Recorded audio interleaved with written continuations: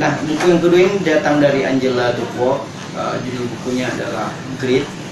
Teman-teman mungkin bisa lihat ada di situ masuk dalam frame ya bukunya. Nah, itu ada bukunya. Nah, mantap. Oke. Oke. Nah, izinkan saya membaginya ke dalam 4 bagian. Walaupun dalam bukunya ini ada banyak bab, tapi karena kebiasaan saya memapping setiap materi itu ke dalam 4 bagian. Dalam hal ini 4-nya itu adalah modalitas kesuksesan, apa yang menjadi modal bagi kesuksesan, urgensi, ketabahan, komponen kesuksesan, dan terakhir adalah faktor-faktor yang membuat orang tabah. Nah, yang pertama adalah mengenai modalitas kesuksesan. Apa sih yang membuat kita ini sukses? Nah, misalnya kalau kita mereview orang-orang yang sukses itu, apa yang membuat dia berada dalam posisi yang on the top itu?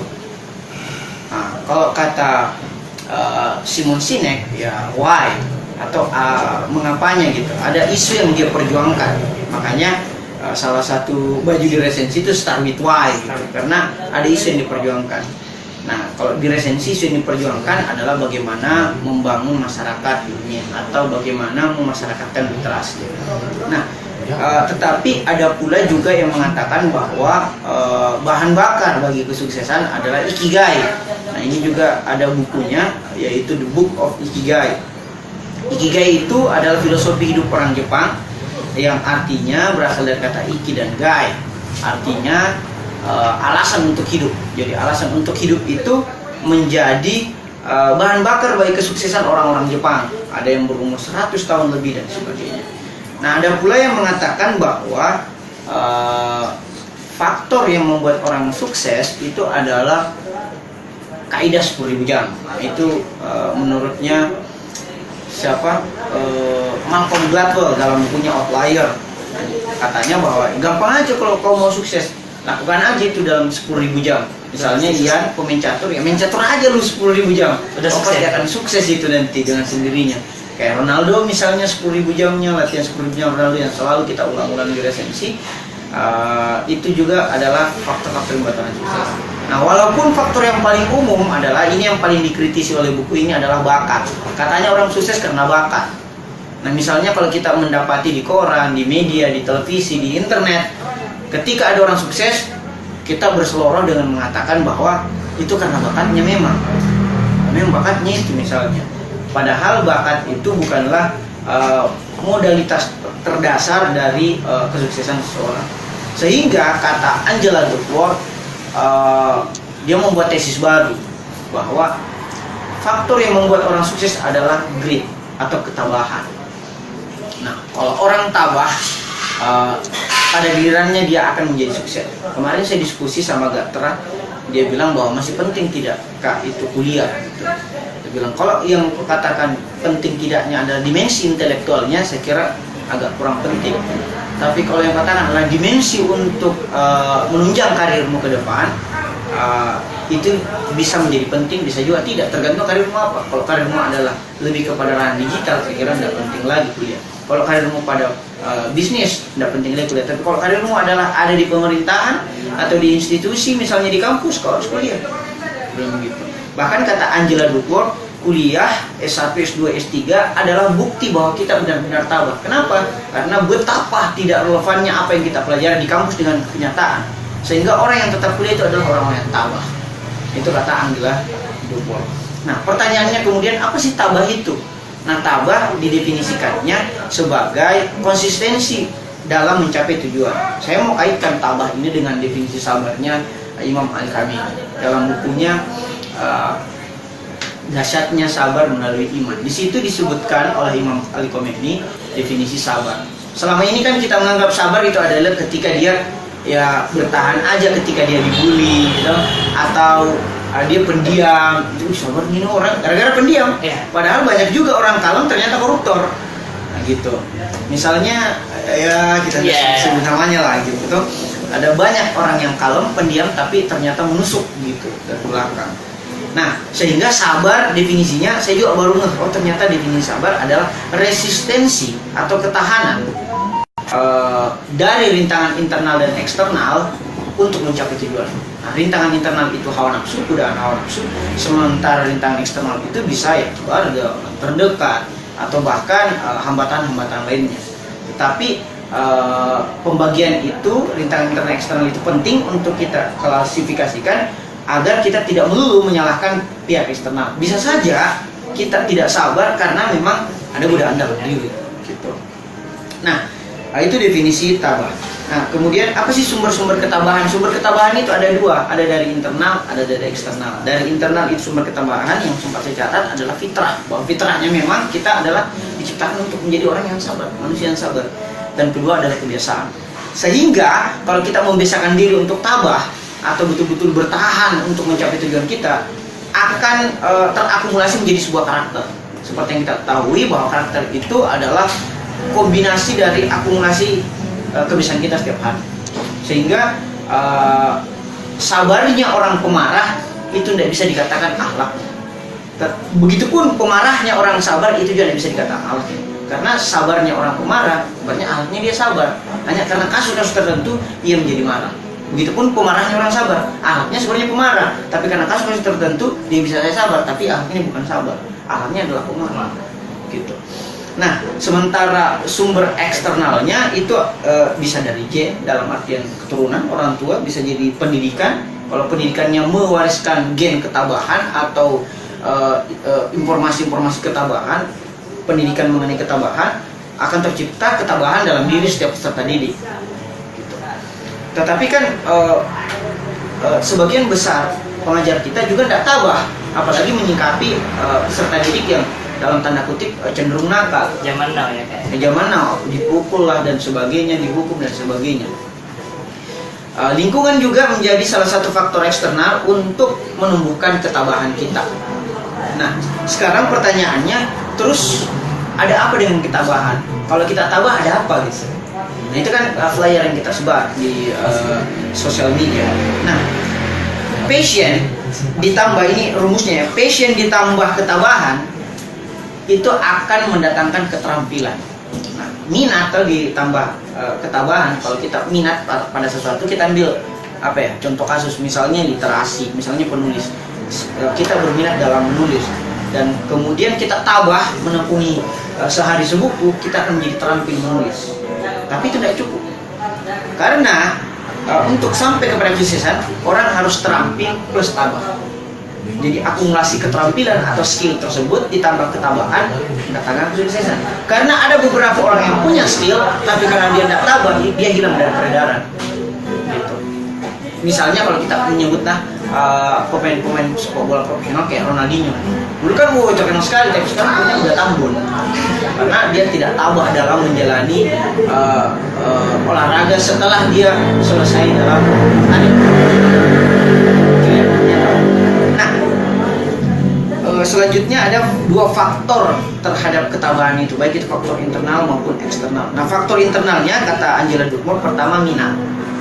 Maksudnya bagaimana sih menumbuhkan ketabahan itu? Pertama minat. Nah, minatnya orang itu harus diidentifikasi terlebih dahulu. Karena orang tidak akan mungkin tabah dalam sebuah ruang yang mana bukan minatnya. Oke, misalnya ketika saya paksakan misalnya Ibad untuk menjadi seorang yang profesional dalam bermain futsal, itu kan bukan bakatnya, bukan minatnya Ibad di situ. Begitupun juga misalnya Takim yang saya paksa untuk misalnya menjadi penari balet misalnya, kan itu ya, kan misalnya, bukan ketabahannya, bukan minatnya ya. Minat. Pasti dia tidak akan tabah dalam menari balet. Nah, terkadang para pengasuh kita, dalam hal ini orang tua dan guru, itu memaksakan minat-minat itu ke dalam tubuh peserta didik atau anak-anaknya, sehingga anak-anak itu tidak tabah gitu. Dipaksa dia les matematika, dipaksa dia les bahasa Inggris, dipaksa dia les piano, padahal minatnya mungkin di gaming misalnya, sehingga seninya dia fokus di gaming, dia mungkin bisa pencipta algoritma game-game terbaru. Nah, yang kedua faktor internalnya adalah latihan. Nah, minat saja tidak cukup, kita perlu latihan. Nah, di sini relevansi 10.000 jam itu tadi. Kalau teman-teman sudah temukan minatnya, latihanlah 10.000 jam dalam minat itu. Ketika maba saya tentukan minat saya pada pendidikan, oke, saya latihan 10.000 jam dalam dunia pendidikan, baik itu dalam membaca, nulis, dan diskusi. Nah, yang ketiga adalah tujuan.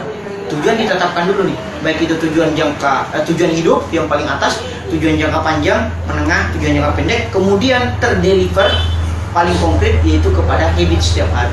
Nah, nanti diskusi sama Albar, saya sudah pernah diskusikan sama Albar dengan Takim mengenai tujuan hidup. Tapi jangan tujuannya, apalagi tujuan jangka panjangnya serampangan ya, kayak tujuan jangka panjangnya adalah dalam aspek finansial, dalam fisik adalah ibadah. Masih tujuan panjang atau tujuan jangka panjangnya Takim dalam spiritual adalah menjadi pengikutnya tonton. Itu pada mesti tujuan jangka panjang itu spiritual lagi. Nah, yang keempat adalah harapan. Kita harus memiliki harapan untuk kita bisa tabah. Orang tidak bisa tabah kalau tidak ada harapan dalam koridor yang ia tapaki. Gitu. Misalnya kita tidak berharap menjadi misalnya akademisi, kita tidak mungkin tabah di situ. Nah, 3 faktor lainnya itu faktor eksternal, yaitu pengasuhan. Makanya penting untuk diasuh atau parenting dalam sebuah keluarga yang betul-betul mewariskan diri ketabahan itu. Maka relevan sekali sabdanya Rasul, jika anak 25 tahun sebelum dia lahir. Maksudnya apa? Bahwa jangan memaksa anak untuk menjadi seorang anak yang tabah kalau kau sendiri tidak tabah. Seperti tadi, jangan mencoba untuk memberi motivasi sementara kau tidak termotivasi. Kaidah logikanya adalah mustahil memberi tanpa memiliki. Nah, yang ketiga ada yang kedua, faktor eksternal kedua adalah lapangan bermain. Lapangan bermain itu adalah kita harus mengetahui lingkungan mana yang mendukung kita untuk menumbuhkan ketabahan kita dalam mencapai tujuan. Nah, misalnya tujuan teman-teman adalah menjadi seorang pegolf profesional, ya bukan resensi lingkungannya. Tapi kalau lingkungannya tujuannya teman-teman adalah tujuan-tujuan intelektual, tujuan yang sifatnya akademis dan ilmiah, ya resensi menjadi salah satu wadah bagi pengembangan bakat dan minatnya teman-teman. Dan yang terakhir adalah budaya secara universal gitu. Sehingga budaya yang dimaksud sini adalah bagaimana bukan hanya lingkungan pertemanan atau pendidikan formal, tapi juga pendidikan informal dan non formal, seperti yang dijelaskan tadi oleh Iban bahwa ada 3 subjek yang paling bisa berpotensi membunuh diri kita, yaitu keluarga, teman di sekolah, dan teman di lingkungan. Tetapi saat yang bersamaan 3 subjek itu bisa juga menjadi peletuk mimpi-mimpi kita, sehingga mungkin kita tidak bisa memilih keluarga kita harus lahir di keluarga yang mana, tapi kita bisa memilih kita mau kuliah di pendidikan yang mana dan kita mau berteman dengan teman yang mana. Nah, terakhir bahwa saya kaitkan dengan 5 pilar akhlak atau pembentuk karakter yang sempat kita diskusikan di acara kreasi kemarin di buku saya Membangun Generasi Literasi. Ada 5 yang dapat membentuk karakter kita, yaitu fitrah, sehingga kembalilah kepada fitrah ketabahan kita. Yang kedua adalah keturunan, bahwa wariskanlah gen-gen ketabahan dalam diri anak-anak kita ke depannya. Yang ketiga adalah pendidikan, carilah pendidikan yang meluaskan dimensi ketabahan kita. Dan yang keempat adalah lingkungan, carilah lingkungan yang betul mendukung transformasi ketabahan satu sama lain, sehingga kita bisa menasihati satu sama lain untuk tetap tabah dalam mencapai tujuan. Dan yang paling terakhir adalah kebiasaan.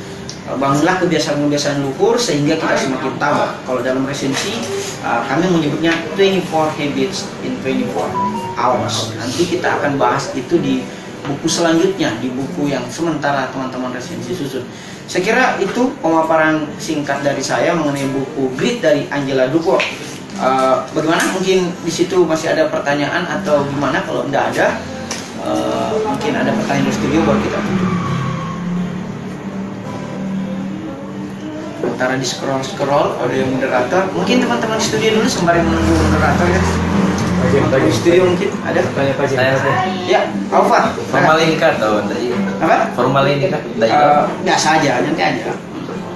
Jadi dari yang dijelaskan tadi secara penjelasan jelas. Cuman tapi dari penangkapan gue sendiri ada yang masih bertanya-tanya. Iya. Apa? What is it? Mengenai 3 potensi yang dapat membunuh mimpi-mimpi kita. Nah. Terus kemudian apa tadi itu yang 10.000 jam itu? Iya, kaidah 10.000 jam. Kaidah 10 jam. Karena kita ini manusia punya tujuan masing-masing. Untuk orang yang kehilangan arah karena kita punya mimpi, terus kita mau ke sini, tapi karena sebelum kita bermimpi dan berusaha sudah divonis